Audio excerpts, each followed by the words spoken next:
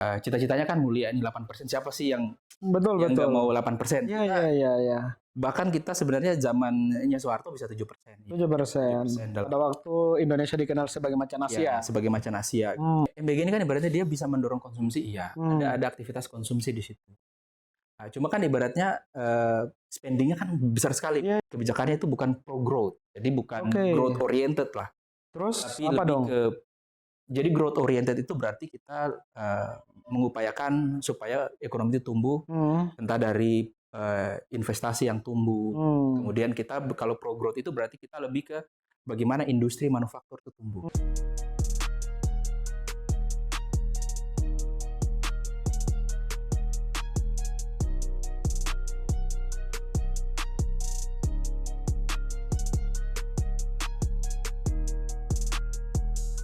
Apalagi bersama saya Muhammad Yusrianto di Reform Syndicate dalam program Hupu Wicara. Pura. Kali ini kita kedatangan tamu yang masih muda, cukup fresh, sahabat saya yang sudah lama kita nggak berjumpa, tapi ternyata sudah jadi ekonom. Bung Hasran, Hasran, gimana kabar? baik Bang, baik. Saya panggil Abang ini. Boleh Bung, boleh Abang, Alright. tapi saya panggil Bung Hasran. Nah, kali ini kita akan berbincang-bincang berbagai macam hal terkait perkembangan pemerintahan atau program pemerintahan kita hari ini. Jadi Prabowo Gibran sudah lebih dari 1 tahun memimpin Indonesia. Tentunya ini menjadi 1 tahun terakhir ini menjadi awal yang baik, tetapi mungkin masih ada hal yang kemudian perlu untuk dikoreksi, dievaluasi, yang pastinya ketika itu baik untuk rakyat, pastinya kita akan mendukung. Tetapi kalau itu ternyata melenceng dari kepentingan rakyat, ya pastinya perlu dikoreksi. Nah, silahkan Bung Hasran untuk berbagi dengan para sahabat-sahabat reformis. Ini ada yang baik, Bang? Sebenarnya banyak hal yang baik kalau kita perhatikan ya. Ya kalau Presiden Prabowo berbicara soal program-programnya ini kan kayak misalnya Koperasi Merah Putih.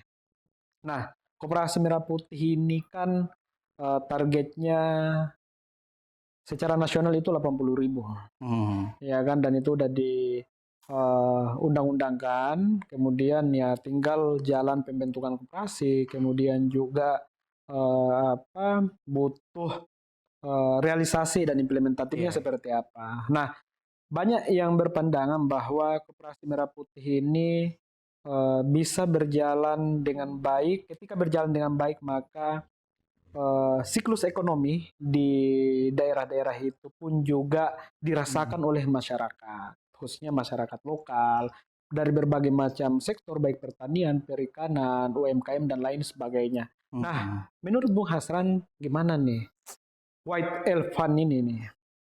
Sebenarnya kan kalau Prabowo Gibran ini kan sudah setahun ya. Oke. Jadi terpilih, kemudian mulai Oktober kemarin, tahun kemarin ya. Sekarang sudah lewat juga Oktober, setahun lah kita hitung Prabowo Gibran. Jadi sebenarnya kalau kita lihat sebenarnya dari mazhab pemikiran Prabowo ini sebenarnya kan cita-citanya kan mulia ini 8%. Siapa sih yang nggak mau 8%? Iya. Bahkan kita sebenarnya zamannya Soeharto bisa 7%. 7%. Pada waktu Indonesia dikenal sebagai macan Asia. Ya, sebagai macan Asia. Itu sampai 7% dan kita betul-betul memang naik gila gitu pada zaman itu. Sekarang ya memang pada zaman itu ya menterinya salah satunya bapaknya Prabowo. Iya, Sumitro. Pak Sumitro. Tapi perlu kita tahu bahwa zamannya juga Pak Sumitro waktu itu kebijakan ekonominya juga berubah-ubah. Dan sekarang kita sudah masuk reformasi dan saat ini kemudian Prabowo menjabat dan kita lihat cita-citanya mulia sekali, 8%. Gitu. Iya. Tapi kan untuk jadi 8% itu ada kebijakan-kebijakan yang perlu diambil. Ya. Dan dari kebijakan-kebijakan itu kita lihat bahwa ternyata kebijakannya itu bukan pro growth, jadi bukan growth oriented lah. Terus Tapi apa lebih dong?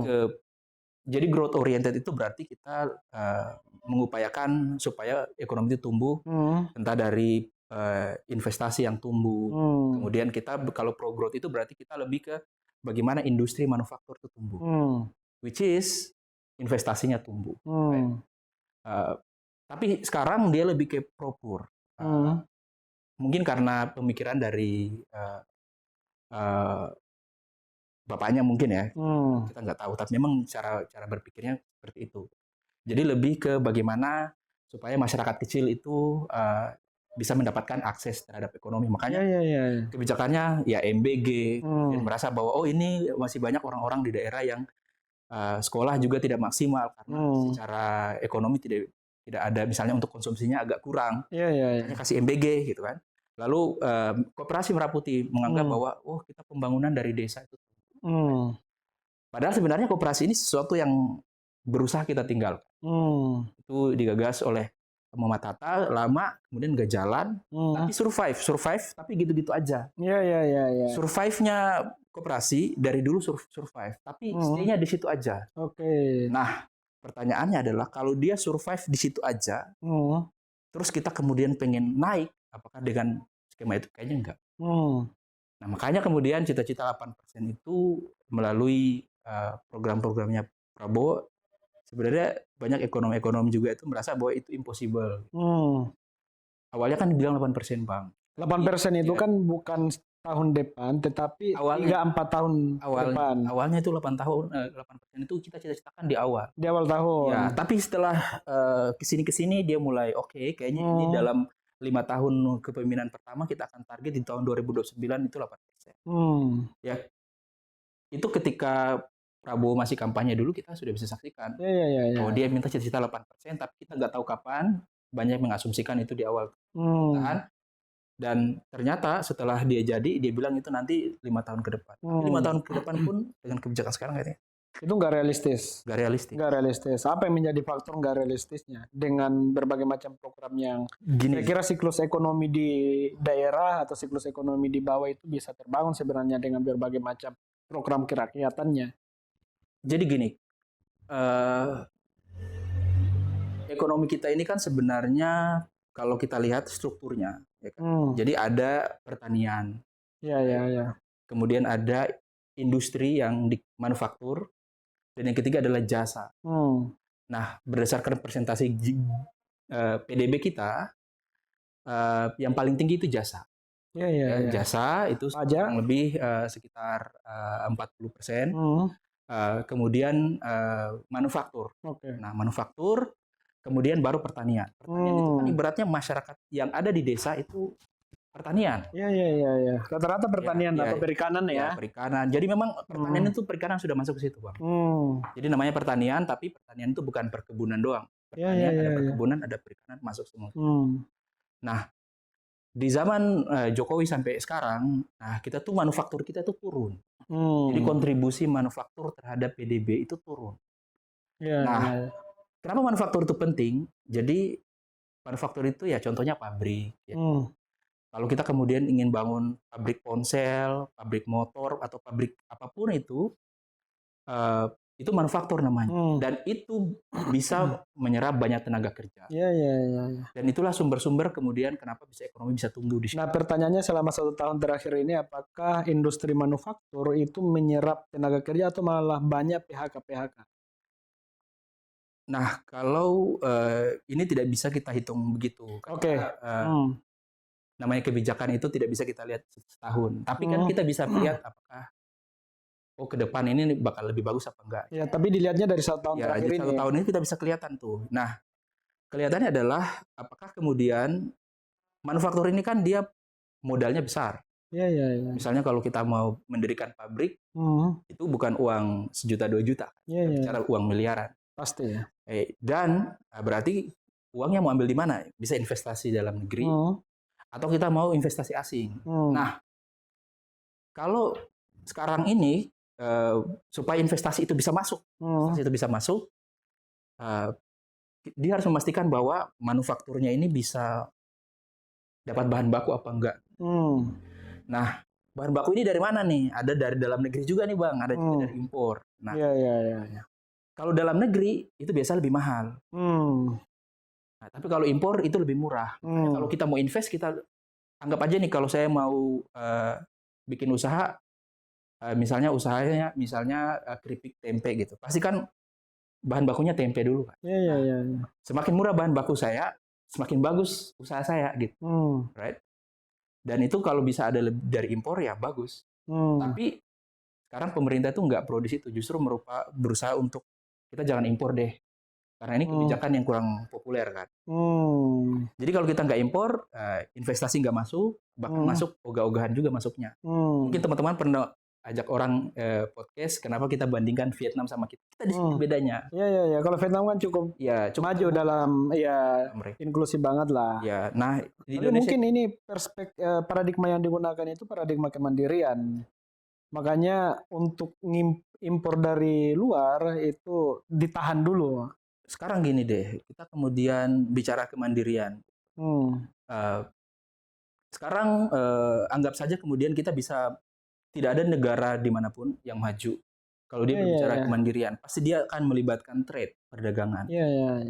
Perdagangan itu penting karena kalau perdagangan dibuka, investasi juga bisa masuk. Right? Nah,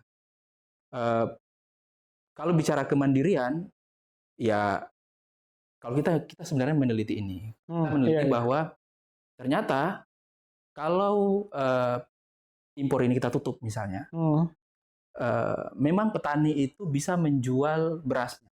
Misalnya kita bicara contoh beras ya, kita jangan impor beras dulu deh. Jangan impor beras karena kita punya petani banyak. Kita tutup. Memang mereka bisa jual beras, tapi kan setelah itu mereka butuh yang lain, nggak mungkin makan beras doang. Mereka jual beras murah, tapi mereka beli yang lain mahal. Jadi basically yang kita lindungi orang miskin ini ternyata kita buat mereka lebih menderita dengan kebijakan kayak gitu. Nah, sekarang gini, kita ngomong ekonomi adalah kita ngomong konsumsi, right? Jadi gini, ekonomi kita ditopang oleh konsumsi, investasi, pengeluaran pemerintah, ekspor impor, right? Sekarang kalau konsumsi ini mahal, apakah ekonomi kita akan tumbuh? Ya enggak. Tentu karena rakyat berpikir untuk mengeluar. Jadi kalau misalnya anggap saja minuman harganya hari ini misalnya 3.000, besok jadi 5.000. Saya mikir-mikir mau keluarin buat beli ini. Kalau kita nggak belanja, nggak ada duit. Nggak ada ekonomi yang jalan, ekonomi kita nggak mencatat apapun. Tapi kan faktanya di lapangan sampai hari ini untuk kenaikan harga-harga sembako dan lain sebagainya nggak terlalu drastis. Mungkin hanya dikit-dikit aja. Nah, masih stand. Ya, jadi ini itu masih normal. Tergantung inflasi namanya. Nah, inflasi kita itu masih ditekan di bawah 3%. Masih di 3%. Ya, di bawah 3% lah. Jadi pertumbuhan inflasi itu di bawah 3%. Tujuannya adalah supaya daya beli ini ada. Karena tadi kita itu ditopang oleh konsumsi. Jadi supaya inflasi itu adalah menentukan seberapa mahal harga. Jadi kalau inflasinya rendah, harganya juga bisa terjaga. Berarti kita bisa beli. Semakin kita beli, berarti ya pemerintah happy karena ekonomi kita maju, bisa tercatat. Nah, kita menjaganya di situ. Tapi kan selain konsumsi kan ada yang lain, ada investasi, pengeluaran pemerintah, ekspor impor. Kalau yang ininya nggak naik, ya percuma juga. Nah, sekarang tuh kenapa kita 5% terus, Bang? Ya. Ada yang menganggap 5%, 5,14. Ada juga yang menilai di bawah 5%. Ya, dulu kita mungkin di kuartal 2 itu kuartal pertama kalau nggak salah itu 4,9. Kuartal kedua itu 5,12, 5,4. Jadi kita bakal stuck di situ aja. Jadi dari dulu, dari zaman Jokowi ya, zaman Jokowi sampai zaman Prabowo ini adalah ekonomi di mana ekonomi itu cuma mainnya di 5. Zaman SBY masih nyampe 6. Bisa nyampe 6. Justru yang bikin buruk dia zaman SBY adalah karena situasi di Aceh dulu. Kita dihadapkan dengan bencana di mana. Tapi kan Aceh 2004 di awal pemerintahan SBY. Tapi efeknya masih ada. Jadi di awal-awal periode beliau ya. Karena pemulihan ekonomi itu kan nggak langsung jadi setahun, Bang. Sekarang kan Aceh belum pulih. Terus juga ada bencana di mana-mana. Tapi setelah itu ekonomi kita kan tumbuh 6% di bawah inilah, di bawah ada situasi setahun 2 tahun di mana kita 6%. Tapi Menteri Keuangan itu kan Furba ya, memprediksikan di 2026 akan tumbuh 6%. Walaupun itu berbeda dengan BI dan beberapa lembaga-lembaga riset ataupun yang lainnya gitu. Kayaknya Bang ya. Susah. Jadi Purbaya ini adalah sosok yang dimunculkan presiden supaya mengembalikan kepercayaan publik. Iya. Kan? Jadi pada masa-masa pemerintahnya kan semua tuh pada nggak berani kayak pesimis semua orang ya Bang ya. Pesimis. Dengan Menkeu sebelumnya ya? Ya semua pesimis karena Prabowo-nya, bukan Menkeu-nya. Semua. Jadi sebenarnya kan pasar uang, kemudian investasi luar negeri dalam negeri kan mereka tuh lihat kebijakan. Kebijakan apa sih yang diambil? Kalau kebijakannya ternyata bagus, ya udah kita invest. Dan itu tergambar di pasar uang. Ternyata kalau sahamnya naik, berarti bagus tuh ekonominya. Iya. Dulu kan terjun bebas tuh Bang. Terjun itu berarti ya orang nggak happy, ekonomi nggak happy. Nah, menyadari hal ini mungkin ya mereka coba memunculkan sosok yang pasar. Purbaya ya. Tapi itu akan berbahaya juga kalau misalnya secara populis dapat. Public trust-nya dapat lah. Tapi kalau misalnya target 6% 2026 itu nggak terrealisasi, ya itu akan jatuh juga public trust-nya gitu. Kita nggak tahu, tapi di 2026 itu masih banyak, termasuk kita juga kayak memprediksi itu masih 5 ya. Masih 5? 5. Oke. Soalnya kan kalau lagi-lagi tadi gitu kita lihat Bang. Jadi kalau kita memainkan ekonomi itu kan kita melihat ekspor, impor, investasi, investasi dalam negeri, luar negeri, kemudian konsumsi. Nah, investasi gimana? Nah, hari ini kita nggak bisa bilang investasi itu gini. Cara hitungnya investasi itu biasanya dia per tahun, bahkan dia per bulan, per 3 bulan itu masih bisa record. Dia nggak bisa bilang hari ini. Jadi kalau misalnya ada pemerintah ngomong misalnya hari ini, misalnya hari ini Purbaya muncul, belum tentu langsung investasi naik. Ini kan udah 3 bulan nih. 3 bulan. Purbaya bulan 9 ini udah masuk Desember. That's right. Tapi kan investasi kita itu tidak ditentukan oleh itu. Beda ya Bang antara investasi penanaman modal. Penanaman modal artinya kita naruh uang buat bangun pabrik. Itu investasi, beda ya. Ada juga mungkin yang orang-orang lihat itu yang pasar uang, jadi kayak saham, beda. Iya. Jadi kayak itu sangat beda banget. Jadi kayak hari ini kalau Purbaya ngomong sesuatu, ya pasar uang akan bergejolak. Nah itu bisa. Tapi investasi yang disebut dengan PMDN atau PMA itu tidak semerta-merta langsung nanam gitu. Karena kalau orang mau invest itu dia berpikir panjang. Karena dia bakal nanam duit sampai triliunan, ya kan? Dan itu orang nggak akan memutuskan dalam 1 hari gitu. Tapi selama 3 bulan terakhir ini Purbaya menjadi Menkeu, apakah sudah ada investasi yang masuk atau seperti apa? Kalau kita lihat dari datanya BPS, itu pasti investasi kita di kuartal ketiga tumbuh ya. Investasi kita tumbuh. PMA maupun PMDN itu tumbuh. Cuman dari dulu emang tumbuh gitu. Tapi kan dari dulu memang tumbuh. Dari dulu tuh tanpa Purbaya jadi Menkeu tetap tumbuh. Tetap tumbuh. Yang bikin kita jatuh kan cuma pas ketika ketika COVID. Cuma kalau kita lihat nih trennya dari 2011, ada yang lucu sebenarnya dari 2011 ini kan. 2011 itu kita stuck. Kita stucknya adalah investasi asing kita stuck dibandingkan dengan Vietnam. Mulai dari 2011. Jadi kita zamannya SBY secara grafik ya, secara grafik kita harusnya kan naik gini terus nih. Nah, tapi di tahun 2011 itu kita sudah mulai stuck kayak gini. Sampai sekarang. Apa yang menjadi penyebab di zamannya SBY stuck? Jadi kebijakan kita sebenarnya yang kayak saya bilang tadi, seberapa terbuka ekonomi kita itu menentukan investasi masuk. Bukannya zaman SBY itu cukup inklusif? Jokowi juga cukup inklusif? Ya, not really. Jadi yang disebut dengan terbuka atau tidak misalnya nih, kita punya namanya kebijakan TKDN, tingkat komponen dalam negeri. Nah, tingkat komponen dalam negeri itu mengharuskan kalau kita mau investasi dalam negeri,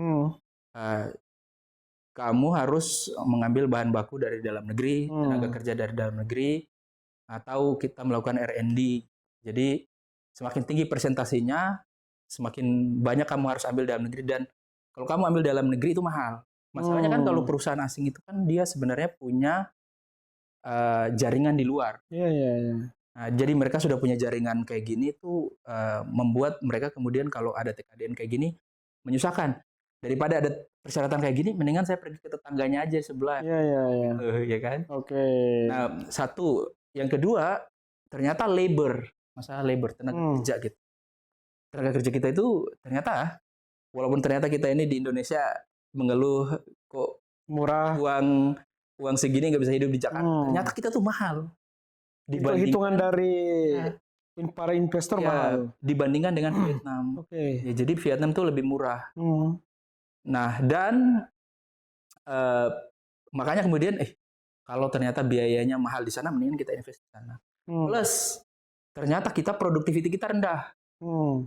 Nah, makanya saya naruh uang di Indonesia. Saya nggak bisa dapat bahan baku murah. Terus kalau saya mau bayar bahan bakunya mahal, labornya juga mahal. Terus sudah kayak gitu kerjanya nggak optimal. Ya, jadi kita mikir juga tuh. Nah, jadi ya kita bisa hitung investasinya makanya kayak gitu. Nah, kalau kita balik lagi dengan kebijakannya Prabowo saat ini, ya dia lebih cenderung supaya segala sesuatunya kita bisa penuhi dalam negeri.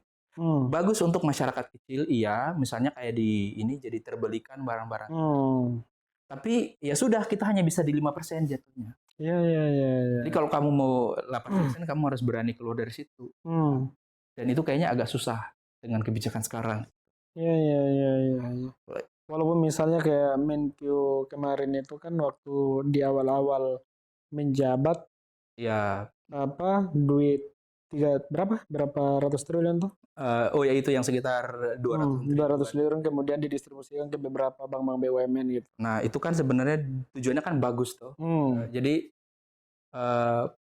dia tahu nih bahwa ekonomi kita ditopang oleh konsumsi. Berarti dalam aspek itu sepakat ya? Sepakat dia. Saya sepakat sebenarnya. Waktu dulu mengeluarkan itu sebenarnya bagus. Plus sebenarnya juga usaha ini, bisnis, kalau mau operasi kan dia butuh duit sebenarnya, Pak. Nggak mungkin tuh kita nggak butuh modal. Kita mau produksi apapun, kadang kalau kita pesan usaha kecil aja lah, kita usaha mikro lah ya. Kadang tuh mereka kayak dapat orderan, kita pesan dong misalnya 100 box. Nanti kalau udah jadi baru saya bayar. Kan berarti kita belum punya duit dulu nih buat kerjain ini. Nah, rembus dulu. Iya, pokoknya kita biaya dulu, nanti setelah jadi baru dibayar. Kan butuh duit banyak ya, Bang. Nah, kayak gitu itulah yang sebenarnya dana-dana dari perbankan yang kecil-kecil itu bagus. Makanya Purbaya ketika dia menyalurkan itu sebenarnya signal positif bahwa konsumsi itu bisa tumbuh. Nah, kemudian juga usaha kecil untuk produksi bisa ada gitu. Dan perbankan juga ketika menyalurkan kredit juga bisa lancar. Nah, makanya itu sebenarnya bagus. Nah, bagus. Sebenarnya kita juga neliti itu, Bang, masalah usaha itu sebenarnya salah satu masalah utamanya adalah permodalan. Gitu. Nah, itu tuh jadi plus minusnya sebenarnya yang bagusnya dari Prabowo adalah dia ngangkat si Purbaya ini. Gitu. Yang gaya koboynya kemudian. Sebenarnya gaya koboi itu apa sih? Gaya koboi adalah ketika kamu mengambil sebuah keputusan, Purbaya nih, ngambil sebuah keputusan kamu nggak mempertimbangkan banyak hal, which is bad. Terlalu bagus yang kayak gitu. Tetapi kan Purbaya sebelumnya udah punya banyak pengalaman sebenarnya. Dia orang pasar. Dia dari LPS kan. Jadi dia orang pasar, dia orang market gitu. Tapi kenapa saya bilang problem? Karena ketika kita di orang pemerintah itu kan biasa mengambil kebijakan, ada proses birokrasi yang panjang. Ini pemangkasan. Ya, ketika dia memangkas kayak begini, akan ada momen di mana bisa jadi dia bilang A, ternyata birokrasi nggak sepakat. Tetapi yang jadi kontroversi hari ini terkait dengan aspirasi dari kepala desa tuh yang belum turun dana desanya Dana desa, dana desa, kemudian ada juga pemangkasan. Nah, titiknya kan ada di Kementerian Keuangan. ya basically sebenarnya kan. Kayaknya kalau kepala desa ini kayaknya lebih politis ya. Iya, kepala desa itu sebenarnya kan itu masalah dana desa. Padahal kan sebenarnya yang kita harapkan ketika dana desa yang sebenarnya ada yang 2M per desa, kalau itu bergulir dengan baik di desa kemudian dirasakan oleh masyarakat, sebenarnya itu bisa membantu pertumbuhan ekonomi kan. Harusnya. Tetapi kan fakta selama ini banyak kepala desa yang tertangkap karena korupsi dana desa. Mungkin itu juga salah satu faktor yang kemudian bisa diantisipasi dengan tindak kebijakan Menkyu ya. Iya, sebenarnya ya ini problem tuh sebenarnya kita memberi duit pada sebuah institusi, anggaplah desa. Kemudian kita berharap bahwa dia bisa memutar ekonomi. Itu agak susah. Kenapa? Karena yang bisa memutar ekonomi adalah pelaku usaha. Gitu. Tidak ada institusi pemerintah yang berhasil memutar uang dengan baik. Bahkan BUMN gagal. Iya. Banyak yang ini, banyak rugi. Kan bahkan BUMN itu kan ibaratnya punya pemerintah tapi orientasinya sudah bisnis. Kayak misalnya sekelas Garuda aja. Garuda masih bisa kayak Pertamina, Patraniaga. Korupsinya berapa banyak tuh? Iya. 900. Padahal sebenarnya itu selevel nasional ya, Mas. Yang ibaratnya itu terpantau. Dan lagi PT Timah kan? Bagaimana dengan desa yang tidak bisa terpantau? Iya, ini kan kepala gitu. desa kan ini dipilih secara demokratis ya, belum tentu bisa untuk mengelola ini, nggak ada pengalamannya. Nggak ada pengalaman. Jadi ya memang kalau mau dikasih ya udah berharap di infrastruktur aja.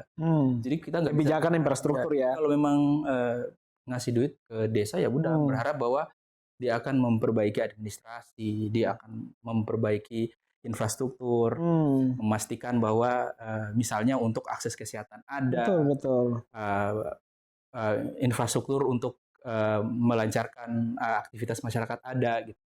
Jadi kita hanya bisa berharapnya di situ. Tapi kalau kita bicara mengenai melakukan aktivitas bisnis atau ekonomi, itu plus. Kalau ada yang kayak gitu bagus. Tapi kalau dia merugi, ya kita jangan menyalahkan itu. Karena itu sesuatu yang tidak mungkin. Padahal udah ada BUMDes kan. Dan parahnya kan BUMDes ini banyak di desa-desa itu yang dikelola oleh keluarga kepala desa. Itu yang masalahnya. Makanya memang everything harus betul-betul memang BUMDes kan ibaratnya ya udah kalau memang kita mau BUMDes berarti ada orang, harusnya idealnya adalah ada orang-orang yang mental wirausaha. Memikirkan bahwa ini bisa jadi bisnis. Dan dia datang sendirinya, kita bentuk BUMDes, Caditang gitu kan. Itu berarti memang dia sudah punya mindset bahwa oke, bisnisnya harus jalan seperti ini, hasil ekonominya bakal kayak gini, saya bakal nyerap tenaga kerja kayak gini, saya jual segini. Itu sebenarnya idealnya orang yang melakukan kalau yang leading adalah punya mental usaha, wirausaha, dia pasti bisa. Tapi kalau kemudian kita ya udah kita adain BUMDes terus orangnya siapa ya udah kita ambil dari sini. Ya kamu aja nggak punya mental kayak gitu, dikasih di situ ya udah dilihat diambil aja bos. Jadi sebenarnya udah tepat lah Menkyu itu memangkas dana desa kemudian memperlambat pencairan kan. Ya nah itu kan konsekuensi logis dari dengan pemangkasan atau memperlambat kan Koperasi Merah Putih itu. Kita lagi kembali ke Koperasi Merah Putih. Salah satu ini ya faktornya ya. Iya. Ya kan tadi statement di awal Koperasi Merah Putih kan sebenarnya hal yang seharusnya udah mau ditinggalkan ya, tetapi kemudian di zaman Prabowo ini dimunculkan lagi. Karena ini memang tadi Bung Hatta pendekatan sosialis ya, sosialis demokratik lah. Yang kemudian yang namanya bicara sosialis ya pastinya berpihak kepada kepentingan rakyat gitu. Dan kalau koperasi dulu kan ibaratnya kita punya koperasi dan itu tapi itu betul-betul datang dari masyarakat. Oh kita kelola gini. Dan nah itulah perbedaan konsep Bung Hatta dengan hari ini. Kalau hari ini itu kan supply diinjeksi gitu loh. Ada opportunity nih Bang. Kita bakal ada duit nih, ada kesempatan. Ayo kita bikin tiba-tiba. Jadi motivasinya adalah ada duit nih kita bakal garap. Bukan kayaknya kita bisa bikin usaha untuk menghasilkan duit. Kalau dulu kan kita berkumpul, kita iuran, kita putar nih gimana caranya supaya kita survive. Sekarang enggak. Ya kalau kan? Sekarang ada opportunity, ya kan, ada duit dari pusat. Ini gimana nih kita gas ini. Jadi masyarakat di bawah itu atau perangkat-perangkat desa dan lain sebagainya itu berpikirnya ini ada duit nih, misalnya 3M untuk bangun koperasi, kemudian lain lagi yang isi-isi dari bangunan koperasi itu, gimana nih? Jadi ngambil opportunity-nya dari dana yang disuplai sama negara kan? Dan mereka nggak, sebenarnya gini ya, saya ketemu beberapa orang. Iya. Ini nggak tahu bakal dikata apa enggak ya kan? Jadi memang didorong oleh ya orang-orang yang dulu di militer. Ada kesempatan nih. Jadi ayo bikin deh. Nanti duit bakal masuk ke situ untuk. Jadi dan itu bukan cuma di bukan cuma di Merah Putih. Di MBG juga. MBG juga kena kayak gitu. Juga kena kayak gitu. Jadi itu food estate juga kena kayak gitu. Jadi dana-dana kayak gini nih dana enak nih yang kemudian mencoba dimanfaatkan. Makanya kalau kita nggak punya mental bisnis, pemerintah berusaha berbisnis, hasilnya kayak gitu. Iya. Sebenarnya program Presiden Prabowo ini menarik, bagus. Iya. Cuma dalam konteks mekanisme implementatifnya itu yang kemudian masih carut-marut sesuai dengan informasi tadi ya. Jadi orang itu money oriented. Betul. Ngambil dari situ, bukan untuk menggunakan duit mengelola bisnis. Makanya gini, kalau kita buat kebijakan ya, namanya kita bicara kebijakan publik. Kita tarik ke keilmuan yang lebih general, namanya kebijakan publik. Kita buat kebijakan publik itu sebenarnya ada ilmunya, gitu. Jadi tidak bisa kemudian kita langsung ambil tindakan gitu aja. Jadi kalau kita bicara kebijakan publik adalah kita berbicara apa masalahnya, terus apa solusinya. Solusinya itu ada beberapa cabangnya. Ada solusi A, solusi B, solusi C. Gitu. Nah, misalnya nih Prabowo bilang kita pengen 8% karena kita stuck di 5%. Itu kan berarti kan ada masalahnya kita di 5%, ingin jadi 8%. Nah, solusinya apa gitu? Solusinya ada dia bikin MBG, dia bikin ini, gini. Ada solusi lain ternyata. Nah, apa itu? Ya bisa jadi misalnya kalau dia pengen misalnya alihkan itu ke manufaktur misalnya. Masukkan kebijakan yang lebih pro manufaktur, lebih pro ke investasi, dibandingkan kita ke kebijakan yang tidak produktif misalnya seperti itu. Nah, kalau di kebijakan publik kita akan lihat bahwa ternyata MBG ini secara ide bagus, tapi kalau kita tidak mengerjakan yang misalnya manufaktur, apa konsekuensinya? Jadi kebijakan publik itu kita memikirkan kayak orang filsafat. Kayak kita berpikir kayak orang filsafat. Gimana tuh kayak jadi orang filsafat. Mendasar sekali. Misalnya kita bilang bahwa MBG secara ide bagus, tapi apakah di situ ada celah? Berarti yang bermasalah itu bicara epistemologi dan aksiologinya. Betul. Secara ontologinya bagus sebenarnya. Secara ontologinya bagus. Makanya orang kebijakan publik itu sebenarnya lebih cocok ya orang HMI sebenarnya. Ya, karena kita berpikir di situ gitu. Iya. Kita biasa berpikir kritis, kalau ada kebijakan satu solusinya ini, barangkali ada solusi-solusi lain. Kita lihat di sini ada celahnya enggak. Ternyata ini lebih bagus. Itu kita ambil. Iya. Ada opsi-opsi yang kemudian dirumuskan tuh. Ya, betul. Iya. Nah, kebijakannya padahal sebenarnya kan gini, industri manufaktur kita ini kan lemah. Dengan berbagai macam inilah ya kendala-kendala apakah itu suplai atau injeksi dari pemerintah. Kemudian kan kayak misalnya baja itu bukan sebagian besar sih didominasi impornya itu dari luar, dari Cina. Kita kalau berdata perdagangan kita memang ekspor impor baja iya. Baja ini kan ibaratnya ada yang kategorinya juga banyak. Iya. Nah, tapi kita sebenarnya pengimpor salah satu nih sebenarnya kalau penopang ekspor kita, kalau kita lihat nih Indonesia itu gini lagi, ada namanya neraca perdagangan. Iya. Jadi neraca perdagangan kita adalah pemerintah bilang, wow, kita tuh surplus loh dari 60 bulan. 60 bulan tuh berapa tuh? 3 tahun hampir 3 tahun. Hampir 3 tahun. kita surplus terus ekonominya. Jadi kita bangga lah. 60 bulan ya. 60 bulan 60 bulan. berturut-turut. Jadi kayak itu bisa 5 tahun itu 60 bulan. Iya. Jadi dari saya masih di Australia itu sudah surplus gitu. Oke. Surplus. Dan kita sudah happy gitu. Ternyata ekspor kita didominasi oleh komoditi. Komoditi itu adalah hasil alam. Oke, perkebunan. Besi baja itu hasil biji besi gitu. Oke, itu bukan hasil alam. Hasil alam. Oh, hasil alam. Dia karena memang SDA. Oke. Kemudian kita juga punya sawit. Kita ekspor sawit. Kita ekspor batu bara. Jadi ekspor nikel, ya kan? Jadi ya nikel syukur-syukur. Ya, saya nggak bilang syukur. Kemarin ada kebijakannya Jokowi yang mengharuskan itu harus di smelter dulu masuk. Iya. Kita kan ekspor nikel terbesar 60% dunia. Betul. Kita harus jadi kita ekspor kita tuh kenapa surplus karena komoditi. Kita menjual alam kita, tapi kan ibaratnya kan untuk neraca perdagangan kita, kalau misalnya nggak ada yang ini, itu bakal habis gitu. Itu bakal habis. Iya. Nah, itu tadi soal manufaktur mengenai besi baja misalnya. Nah, itu kita ekspor sebenarnya, kita mayoritas adalah ekspor. Pengekspor kita ekspor di Australia, kita ekspor di negara-negara yang basically besi baja ini kan sebenarnya digunakan buat apa sih sebenarnya? Buat konstruksi apapun. Banyak fungsinya lah kalau baja itu. Selagi kita butuh mobil, kita mau bangun motor, termasuk laptop, tab, semua ada. HP, semuanya ada. Dan kita pengekspor itu. Tapi kan kita pengen impor besar juga. Iya, semua kita ekspor impor sama. Jadi itu tidak ada. Cuman mungkin palm oil itu kayak sawit.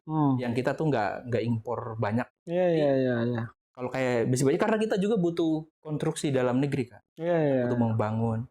Dan kebutuhan kita besi baja, kebutuhan kita dengan yang kita ekspor dan impor itu beda. Kita ekspor mentahnya banget. Kemudian mereka olah di sana jadi yang bahkan sudah ada yang jadi kabel. Itu baja juga namanya. Iya. Sudah jadi kabel, kemudian kita gunakan untuk konstruksi bangun apa. Tapi kan ada yang berpandangan bahwa kenapa tidak di dalam negeri dikelola sendiri tuh, kenapa harus diekspor, kemudian bahan materialnya, mentahannya diekspor, kemudian hasilnya baru diimpor lagi tuh. Kenapa nggak dikelola dalam negeri aja? Sebenarnya atau mungkin karena kita masih kendala dari aspek teknologi dan sumber daya manusia. Gini aja deh, proses untuk ini kita bicara mengenai bahan SDA. SDA itu kan dia butuh di mining kan, di tambang. Nah di tambang itu dia sektor yang padat modal. Padat modal berarti dia butuh duit banyak, tapi tenaga kerjanya kurang. Iya. Kalau kita mau fokus ke situ, berarti ya kita cuma habisin uang, tapi kita nggak nyerap tenaga kerja maksimal. Right? Di saat yang sama, ada pilihan lain. Pilihan lain adalah kita nggak terlalu ekspor, kita nggak terlalu fokus di situ, tapi mendingan kita kita impor yang barang yang siap. Misalnya nih kita mau bikin tab kayak gitu, mungkin di dalam ada sirkuit-sirkuit tertentu dari ini, itu kita impor itu, tapi kita kemudian memproduksi iPad. Nah itu kan ibaratnya yang kerja di situ banyak tenaga kerjanya. Iya. Dibandingkan kemudian kita fokus ke misalnya SDA yang tidak maksimal. Hitungannya adalah kenapa kita nggak kemudian mengolah aja semua dari dalam negeri. Itu nggak akan bisa. Kenapa? Karena perusahaan itu duitnya terbatas. Dia mau invest di mana nih? Kita mau invest dari hulu ke hilir itu nggak mungkin. Iya. Right? Kita nggak mungkin invest hulu ke hilir. Jadi mau tidak mau kita harus invest di salah satu. Invest di salah satu yang bagus untuk ekonomi yang mana? Yang bisa menyerap tenaga kerja. Dan gajinya lebih banyak.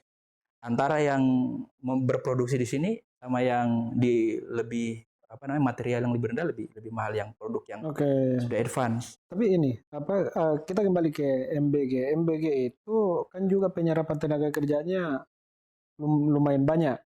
Satu titik MBG itu, satu dapur itu bisa 50 orang. Alright. Tapi gini. Dan juga siklus ekonomi masyarakat di bawah itu bisa terbangun, misalnya yang suplai sayur, petani sayur, kemudian telur, beras, susu. Ya benar. Hmm. Itu ada benarnya memang. Hmm. Jadi kayak cuma kan ibaratnya konsekuensi ya ekonominya ada nih gerakannya. Tapi kan dulu tuh cita-cita ketika MBG itu ada sebenarnya dia tuh nggak terpusat. Kalau sekarang kan dia agak terpusat tuh dari BGN ngasih duit. Kita kemudian masuk ke dapur, nanti dapur yang nyari nih, itu kan. Ya memang ketika dari MBG dari BGN ke dapur, kemudian dapur ke sektor ke masyarakat itu ada aktivitas ekonomi. Pasti ada. Tapi aktivitas ekonomi itu memang ada. Cuma kan konsekuensi dari tata kelolanya kan gede tuh. Jadi kayak kita habisin 1 T per hari. Gede banget 1 T per hari. Kemudian 1 triliun per hari ini adalah untuk menggenjot misalnya konsumsi di desa-desa gitu. Ya itu memang terjadi, ada aktivitas melakukan pembelian seperti itu. Tapi apakah kemudian yang mengalir itu betul-betul digunakan 1 T? Nah, gitu itu dia pertanyaannya. Nah, barangkali misalnya ada yang harusnya bisa membeli sebanyak itu, tapi ada juga dipangkas. Tapi tetap ini masalah tata kelola. Gitu. Memang ada aktivitas ekonomi, iya. Tapi apakah yang diharapkan betul-betul aktivitas ekonomi yang ditargetkan di awal? Itu enggak. Berarti kan nanti kalau misalnya kayak gitu kekhawatiran atau persoalan yang ditemukan di lapangan, semestinya pengawasan monitoring itu lebih harusnya kayak lebih gitu. Kuat. Ya, MBG ini kan ibaratnya dia bisa mendorong konsumsi, iya. Ada aktivitas konsumsi di situ. Nah, cuma kan ibaratnya spendingnya kan besar sekali. Iya. 1 T per hari ya. Itu kan uang pemerintah. Jadi banyak tuh sebenarnya uang itu sebenarnya bisa digunakan buat apa? Kita kasih ke MBG atau kemudian kita bisa ya udah mendingan kita bangun infrastruktur. Kalau kita bangun infrastruktur, kayaknya dengan infrastruktur ekonomi itu bisa lebih baik. Karena kenapa? Kalau barang itu bisa lebih lancar antara daerah, ekonominya lebih jauh berputar. Tapi kan zaman Jokowi, ini kan perbedaan antara Jokowi dengan Prabowo. Kalau Jokowi konsentrasinya itu adalah pembangunan infrastruktur. Ya, pembangunan infrastruktur. Tol, bendungan, kemudian terakhir IKN lah ya. Nah, tetapi kan juga secara pertumbuhan ekonomi masih di angka 5. Makanya memang jadi gini. Jadi kita ada peristiwa lucu gitu. Jadi ekonomi kita ini sebenarnya ditopang manufaktur dan jasa.